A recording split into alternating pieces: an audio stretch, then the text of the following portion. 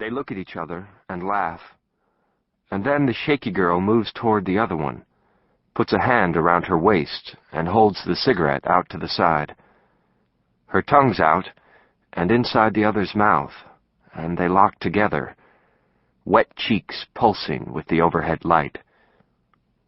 The shaky one steps back and pulls on the smoke, exhales, and looks at Brett.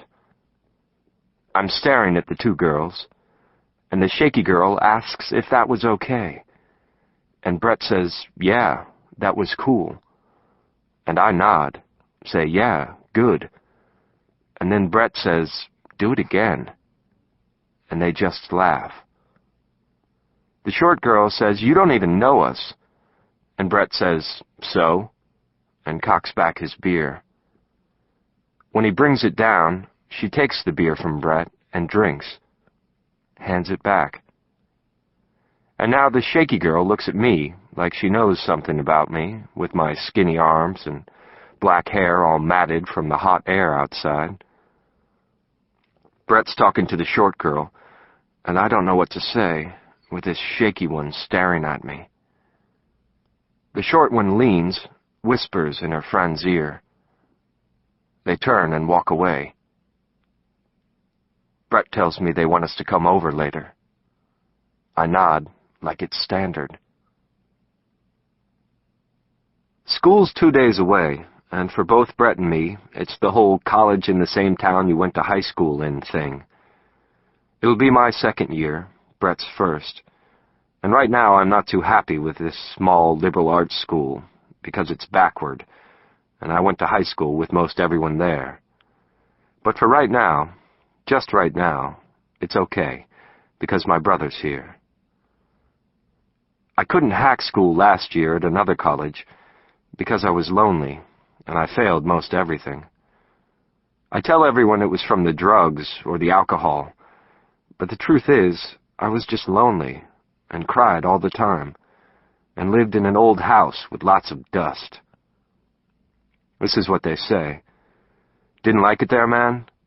That place is fucking cool. Fucking badass town, man. Why'd you leave, man? I mean, why'd you come back here? This is what I say. Too much.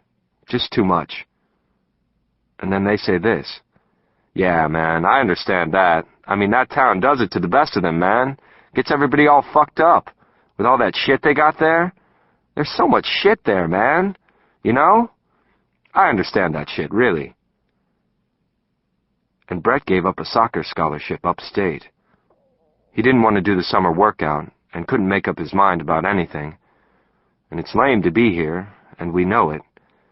But it's cool and livable for a little while, because just a few minutes ago, Brett and I decided to leave here next semester.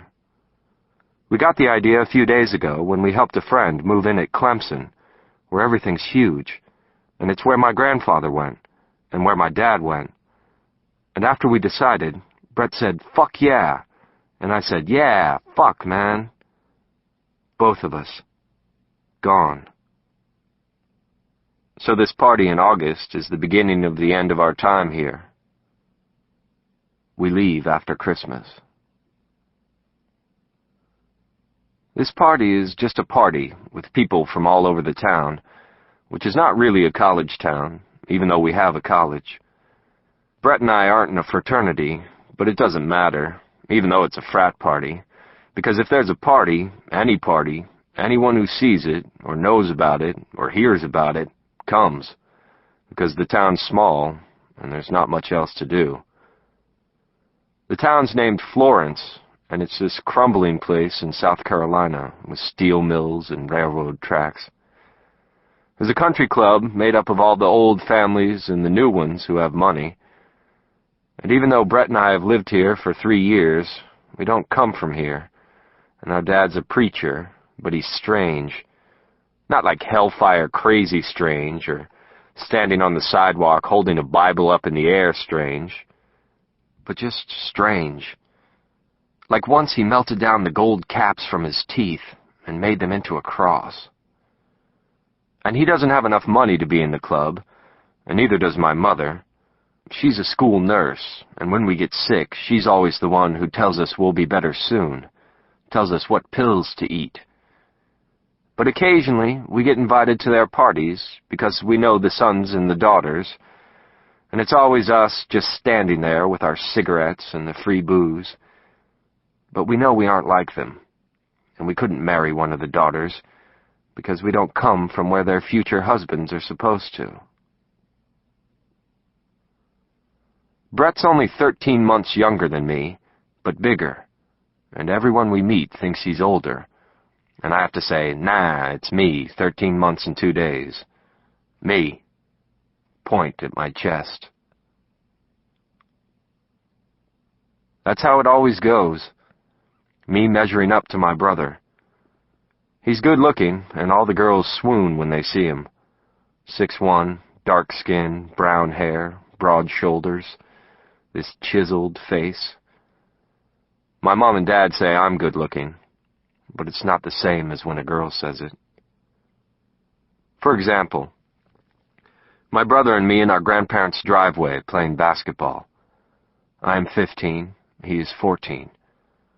I'm tall for my age, the only growth spurt I really ever have, full of acne, awkward. He's shorter and still has that boy look to him. My first cousin, 2 years younger, a girl, comes over with one of her friends. They stand there and look us over, hands on their hips. My cousin looks over at her friend, says, "What do you think about Brett?" Like she's trying to set her friend up. And the friend says, "Oh, he's fine," gnaws her fingernail. My cousin asks about me. "Weird," the friend says. "He's weird." Looks at the ground.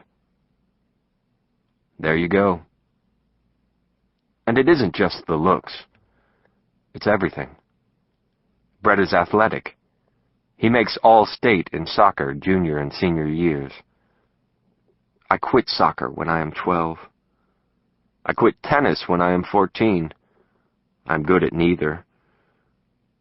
But mostly, it's just the air about him. Like he can have anything he wants. He just needs to point. Another example. Me 17, him 16. Me drunk and standing by a fire, arms crossed. Brett inside the tent, the door zipped. The tent shifting. I'm facing this girl, Kathleen, across the fire, her face lit orange, and we don't know what to say to each other. Breath fogged. Brett's head from the tent door. Then he's standing. Kathleen's cousin Alice leaving the tent after Brett. Brett smoking. Alice shaking. Both back inside the tent. And I keep shaking, looking over at Kathleen with the words stuck. She tells me I'm boring. I tell her I know. I sleep in the dirt beside the fire. Kathleen goes in the tent with Brett and Alice. But I know that Brett feels sort of the same way about me, like he wants the things I've got. He thinks I'm creative. I can play guitar, and he wants to be able to do that. I start playing guitar after I quit the violin, then the piano, then the trumpet. And he thinks I'm smart. But I'm always thinking, fuck smart and creative. I just feel weird. With Brett and me, it's like this dual adoration thing. But the truth is, I'd give all the stuff he wants for all the stuff I want in a heartbeat. And this is also Brett and me. This band we have in high school. Me 15, him 14. Brett singing, me playing guitar. This kid Chris on the drums. This other kid John Michael on bass. The band's name is Lethal Injection. We draw syringes on pieces of paper. Write lethal on top, injection on the bottom. Record this song in the room Brett and I share. Use this tape deck. The song is called Fuck the School and the Administration. and the